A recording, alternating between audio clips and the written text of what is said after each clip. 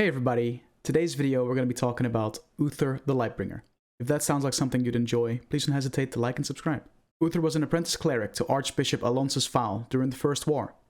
He had been a worshipper of the Holy Light since his youth. Fowl served as Uther's spiritual advisor and mentor. When Stormwind fell, it made Fowl realize that faith wasn't enough to combat the evil forces in the world. He created the Knights of the Silver Hand, giving Uther a place among them, and this marked the birth of the paladins. With Uther being given the Librum of Justice at Alonsus Chapel in Stratholme, he became the first of this new order and their respective leader.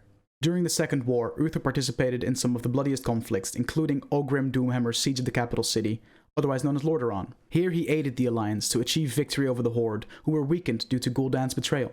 When Uther embarked for Caer Darrow in Darrowmere Lake, on a mission to aid and comfort those suffering from the war, he was ambushed by Alterac pirates during the Battle of Darrowmere. In the naval battle that followed, some sailors were captured and Uther discovered a conspiracy that would reveal that Alterac had betrayed the Alliance. During questioning, they confessed their nation's treachery, leading to Alterac's eventual ruin. Uther completely eliminated the Orc presence in Lordaeron and also aided Anduin Lothar in the final battle of Blackrock Spire. He got named the Lightbringer by Turalyon, a brother paladin he had trained and lieutenant of Anduin Lothar. Eventually, the Lightbringer led the final assault against the Burning Blade clan at the Dark Portal. After the Horde's defeat at the end of the Second War, Uther, along with Turalyon and the Knights of the Silver Hand, were stationed in Stormwind City, with their main base being the Cathedral of Light. The city was still being rebuilt after the First War, and the cathedral was one of the few places already complete. There, Uther helped the sick, injured, orphans, old, and even occasionally helped women give birth. At some point, even Illyria Windrunner shared a tease about paladins being reduced to nurses. In the years following the Second War, Uther continued to serve as a stalwart knight and cleric, protector of the Alliance and its people, and mentor to new paladin recruits of the Silver Hand. He maintained peace in Lordaeron by settling civil disputes and suppressed demi-human uprisings throughout the realm. As he became the most elite of the remaining paladins, he began to tutor King Terenas' talented son, Prince Arthas Menethil, in the way of the light and in fighting. He had to keep an eye on Arthas during his youth, and they became good friends and knew each other like family. Considering the prince more of a favorite nephew instead of a pupil, Uther has taken a keen interest in Arthas' development, and his wish to see him worthy of his father's crown is the only thing that kept him from retiring and taking his due rest. Uther accompanied Terenas on diplomatic missions to Stormguard. He was also present at Arthas' ceremony of becoming a paladin and gave him a pair of shoulder plates and the blessing of the light. Arthas kept working under Uther, and with the passing of time, Uther increasingly withdrew into the spiritual aspect of the light. Later, the news of an upstart war chief rallying the remaining Orc clans in revolt against the Orc internment camps began to unfold. King Terenas sent Uther and his paladins to quell the war chief's uprising. These crafty Orcs would never be found, however. The young war chief proved to be something of a tactical genius and invaded Uther's best efforts to try and track them down. In the novel of Blood and Honor, Uther led the court of Tyrion Fordring in Stratholme, years after the Second War. He heard statements of Tyrion as well as Sidon Dathrohan and Barthilas. Uther seemed to have convinced the juror to give Tyrion another chance in light of his long years of service to Lordaeron and its allied kingdoms, to reaffirm his commitment to the Alliance and forsake the vow he made to Eitric, which would grant Tyrion a full pardon. Tyrion reconfirmed his commitment to the Alliance but could not throw away his vow, which disappointed Uther and led him to cut Tyrion off from the light and be sent to exile. But as a last courtesy, Uther made sure that Tyrion's family did not have to be exiled. Then came the Third War, and with that, the Scourge. As the troubles of this war began, Uther was honored that Arthas joined him in defending the town of Strombrod from Orc renegades of the Blackrock clan, and together they managed to take down the clan and their leader. Uther was not brought into action again until he was unexpectedly met by Jaina one day. She had come rushing from Hearthglen with the news that the town was under attack by the Scourge. Uther rushed to the defense of this town with the Silver Hand at his back. The town had taken severe damage and Arthas was barely holding out. Horrified, humiliated, and disturbed by his near defeat, Arthas quickly left for Stratholme, where he'd hoped to engage Mal'Ganis. Uther followed him and found that the city had been infected with the plague. Arthas, knowing what this meant, ordered Uther to purge the city, which he refused. Arthas accused him of treason and relieved him from command, suspending the paladins from service and sent them away. Glad you could make it, Uther. Watch your tone with me, boy. You may be the prince, but I'm still your superior as a paladin. As if I could forget. Listen, Uther. There's something about the plague you should know.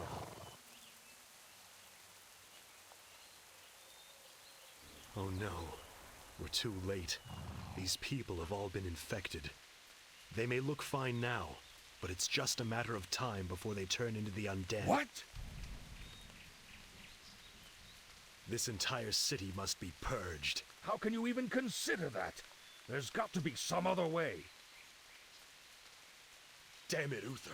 As your future king, I order you to purge this city. You are not my king yet, boy. Nor would I obey that command even if you were. Then I must consider this an act of treason. Treason? Have you lost your mind, Arthas? Have I? Lord Uther, by my right of succession and the sovereignty of my crown, I hereby relieve you of your command and suspend your paladins from service. Arthas, you can't just... It's done. Those of you who have the will to save this land, follow me. The rest of you, get out of my sight. You've just crossed a terrible threshold, Arthas. Jaina? I'm sorry, Arthas. I can't watch you do this. Uther confided in Taranas after Arthas had left for Northrend, and together they decided that Arthas had been compromised, most likely from the stress he endured at Hearthglen, and ordered an emissary to find him and order him to return. Arthas did return, a few weeks later, but he was different. Nevertheless, Lordaeron's capital erupted in a festival to celebrate the returning hero. The festivity turned to horror as Arthas proceeded into the throne room and impaled his father on Frostmourne. King Taranas was ceremonially cremated and ensconced within a magical urn. Uther, dismayed at having lost 2 friends to the darkness, volunteered to personally guard the urn in Underhall. The town got raided by Arthas and his undead minions, who sought the magical urn for necromantic purposes. Uther stood against Arthas in battle and had the upper hand, knocking Frostmourne out of his hands, readying the killing blow. But somehow, the blade found its way back into Arthas' hands on its own. And after the battle continued, eventually, Uther, covered in the blood from his own wounds, dropped to his knees, and Arthas delivered the killing blow.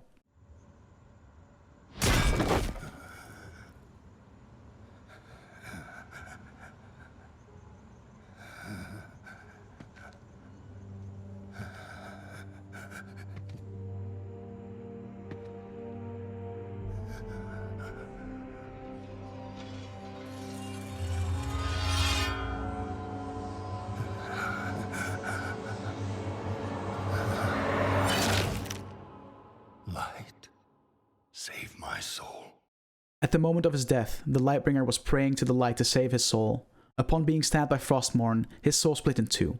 One half devoured by the blade, the other half traveled to the Shadowlands and was delivered to the realm of Bastion by the Kyrian Devos, transforming into a Kyrian aspirant. Devos informed him that his selflessness in life had earned him the opportunity to shed his mortal burdens and train to become an Ascended, ferrying souls into the Shadowlands. He struggled to accept this new purpose, as he felt that his work was not done, and he still had to bring Arthas to justice. As time passed, Devos discovered that Uther his soul was wounded by Frostmourne, a weapon she recognized as a weapon of the Maw, the realm of eternal suffering. She realized the power of the Maw had been running rampant on the world of the living, and that if Uther's memories had been purged like demanded, the Kyrian would have never known. But when the Archon dismissed her, she turned Uther into an Ascended prematurely, and the two of them went on to claim Arthas' soul at the moment of his death. The portion of Uther's spirit that was trapped in Frostmourne was summoned forth by Jaina Proudmoore or Sylvanas Windrunner, depending on which side you play the game, in the Halls of Reflection. He warns that someone must take the place of the Lich King if Arthas is destroyed, and that the Lich King can only be destroyed at the place where he was created, the Frozen Throne.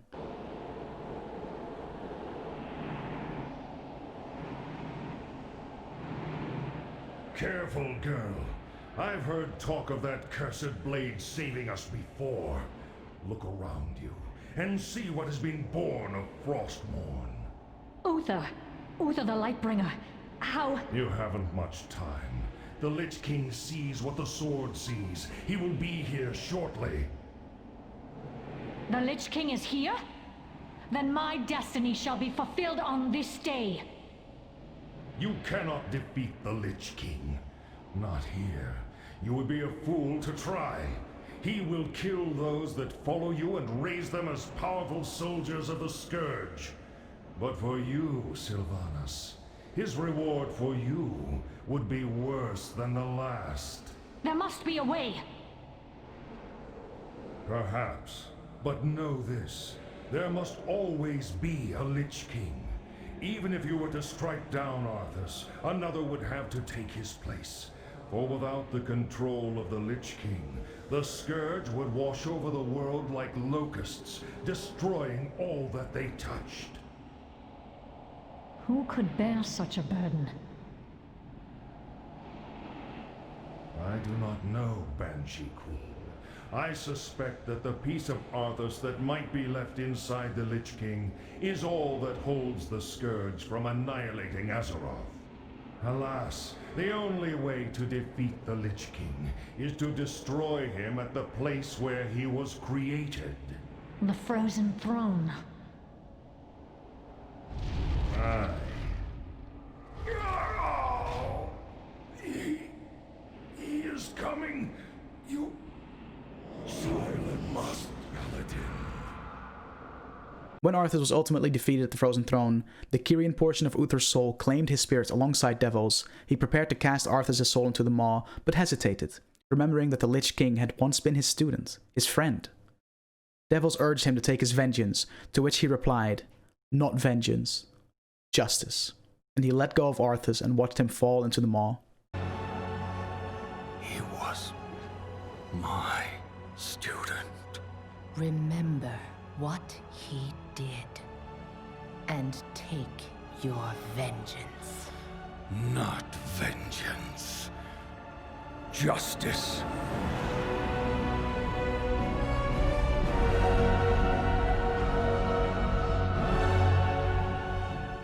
With Shadowlands coming up very soon, I'm very excited to see what is next for Uther and explore this story so I can break it down in a follow-up video for you guys when the time comes. In the meantime, I hope you all enjoyed this video. Catch you guys in the next one. Leave a like, subscribe to the channel. Goodbye.